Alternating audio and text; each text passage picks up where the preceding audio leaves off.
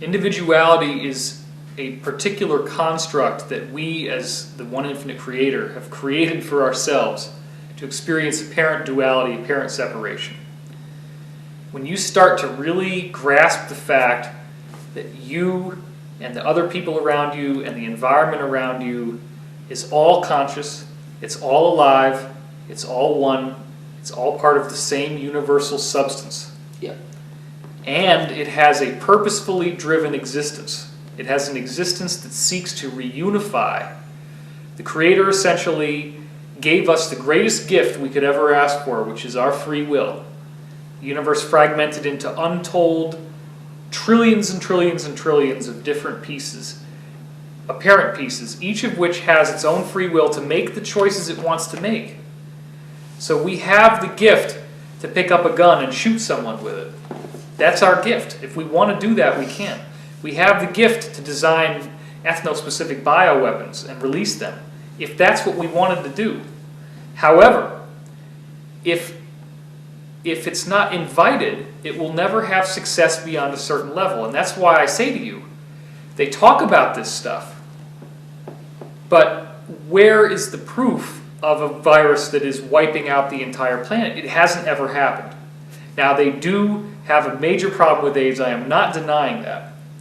But what I'm also saying is that these weapons have a limited range of effectiveness because your own consciousness interfaces with biology.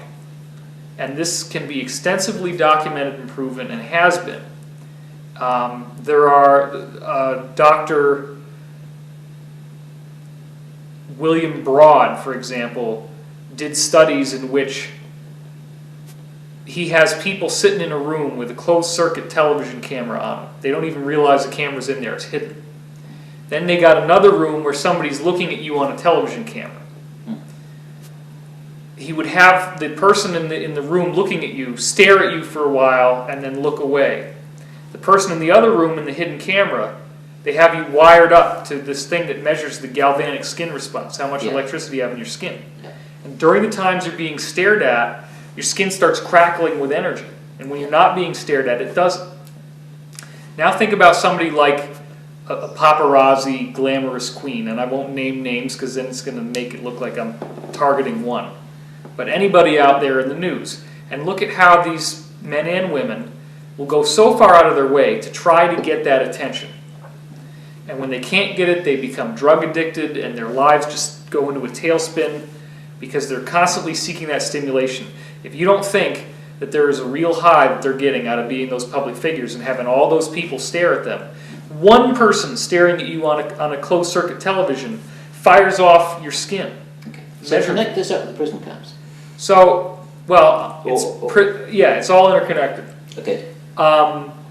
This consciousness, when you feel fear towards someone who is oppressing you, your fear shoots energy back into their field. Okay? When you feel fear, you are shooting energy out of your field. When you feel love and trust, you are building energy from the cosmos to yourself. This has a direct effect on biological healing. I have an interview that I'm going to air pretty soon with Dr. Glenn Ryan, in which he proved on a microbiological level with molecular genetics that the DNA molecule changes its form based on the energy that you send to it with your consciousness. And when you send the emotion of gratitude, that was the one word that he found was the most important one. Gratitude, more than anything else, heals damaged DNA. You can kill DNA by what's called a heat fix, and it unwinds. And by the sense of loving gratitude, the DNA rewinds and comes back together. I mean, this also works out to Dan Burish's Lotus, because we watch on film the healing, the thing creating itself. You've got, the sick cell over here. You've got the healthy cell over here, and you see this energy sent through the crystal using light, literally going over to the sick cell and patching it up. I mean, it's an amazing phenomena. And so basically you're talking about that energy can be attracted or repelled. Yeah. Dan and I spoke together at Caltech. It was mostly his event. You guys were there, so you saw this. And that was the first time that he aired video footage of what he's actually seen. Now, Dan's contribution to all this science is to actually have film footage of how it works and seeing these little micro wormholes open, which look like little donuts, little portals, and how this energy flows in. Now, imagine this for a second. Imagine that you were infected with a virus. And what did I just teach you about your DNA? We do know that when you feel anger, that your DNA gets damaged. The DNA can unwind and get damaged when you have the anger. And when you feel love and gratitude, sick DNA actually rewinds and becomes healthy again. So even if you did have a virus, the extent to which your consciousness controls the body is all important.